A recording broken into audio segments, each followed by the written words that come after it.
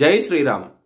2022 నుంచి 2024 వరకు మొత్తం 15 ప్రెడిక్షన్స్ అనేవి ప్రూవెన్ అయ్యాయి. ఆ 15 ప్రెడిక్షన్స్ అనేవి కింద డిస్క్రిప్షన్లో ఇస్తున్నాను. అవి నిజమా కాదా అనుకుంటే కనుక మీరు ఆ డిస్క్రిప్షన్లో ఆ వీడియో లింక్ ఓపెన్ చేసి చూడండి. ఫర్ ఎగ్జాంపుల్ 2024లో మహారాష్ట్ర ఎలక్షన్స్లో బీజేపీ అలయన్స్ వస్తుందని చెప్పడం జరిగింది. అది నిజంగానే జరిగింది.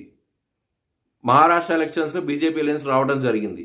ఆ వీడియో నేను డిస్క్రిప్షన్లో ఇచ్చాను. ఇది మీరు చూసుకోండి. నిజమైతేనే నా ఛానల్ సబ్స్క్రైబ్ చేసుకోండి. మకర రాశికి అధిపతి శని. మకర రాశిలో ఉత్తరాషాఢ 2, 3, 4 పాదాలు, శ్రవణం 4 పాదాలు, ధనిష్ట 1, 2 పాదాలు ఉంటాయి. ఈ నక్షత్రం వాళ్ళందరికీ నేను చెప్పే వార ఫలితాలు వర్తిస్తాయి. ఈ వారంలో లగ్నాధిపతి అయిన శని 2వ స్థానంలో ఉన్నారు. ఏలినాటి శని ఉన్నది కాబట్టి మీరు హనుమాన్ చాలీసా పారాయణం చేస్తే కనుక చాలా చాలా మంచి ఫలితాలంటూ ఉంటాయి.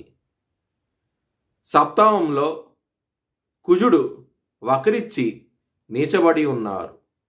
మ్యారేజ్ పరంగా మాత్రం చాలా జాగ్రత్తగా ఉండండి.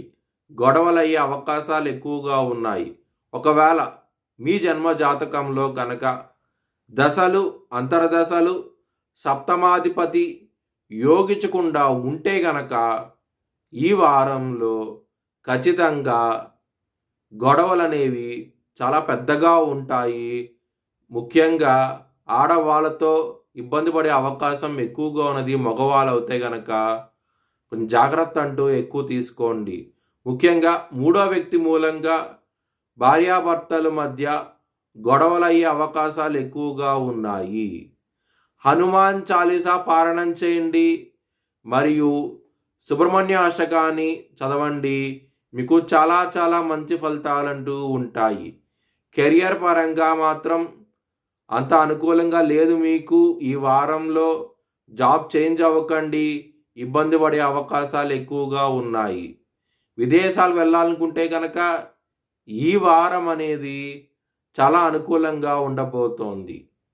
హెల్త్ పరంగా చాలా అనుకూలంగా ఉండబోతోంది. ఈ వారంలో మంచి ఇంప్రూవ్మెంట్స్ అంటూ కనబడతాయి. హెల్త్ పరంగా మాత్రం లవర్స్కి మాత్రం ఈ వారం అనేది అంత అనుకూలంగా లేదు. మీకు బ్రేకప్ అయ్యే అవకాశాలు చాలా ఎక్కువగా ఉన్నాయి. మీ భవిష్యత్ వివరాల కోసమై హెచ్ఎల్ఎన్ జ్యోతిష్యాలను సంప్రదించండి.